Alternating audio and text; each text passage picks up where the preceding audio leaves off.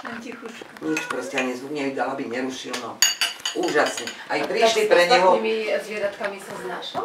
V pohode, všetko v pohode. No mne sú vlastne psíky na mačky zvyknuté, najprv oňuchávali, ale potom on taký ústupčivý, proste keď aj Irina, že sa postavila pred ňou, tak on uhol v pohode.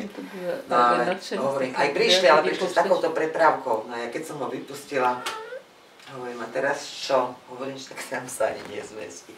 Sade si bola otvorená, on prišiel, pekne poskladala sa. Takže otočil sa tam nejako, sa zložil, áno, ja hovorím. Potom pán na Vianoce mi písal, že najväčšie šťastie, akého stretol, že tento kocúrik, že sa nepohne od neho, že aj spáva s ním, spáva všetko, čo mu dá, že vtáčiky mal, takže tie daroval do susedov, pretože tie ho zaujímali, proste, že je ideálny kocúrik. Len hovorím, to bola najväčšia sranda, že ja si myslím, že tu vo Zvolenie máme, neviem koľky, čo viem, tak máme.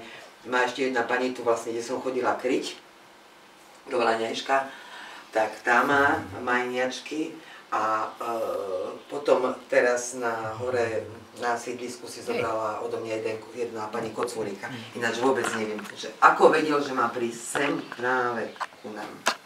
Asi to cítil? Asi cítil. Tak sme to mali veselé, korely sme mali, jednu som mala na okne. 3 nám ďalšie prileteli, neviem skade. Tak už som povedala, že už... Sa to rozkliklo, že sú to dobré ľudia. Keď som išla, spamätám na riečenie a nejaký piskot, pozerám hore, tak krúžila, hovorím, nie ku nám, lebo čo ja budem robiť. Jedna uhynula, lebo bola asi veľmi vysílená, no ale tie dve, asi párik to bol, tak tie zostali s toho ešte dlho potom. No iste bol párik, lebo on si je dával salasim hlavičku a dával sa ískať. Ako pierka preťahovať. A keď ho pokvákla, tak strašný škrek na ňu robil.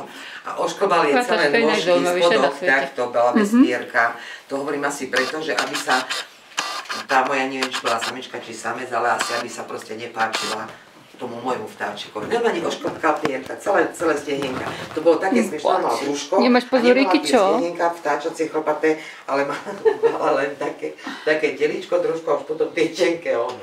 Strašné.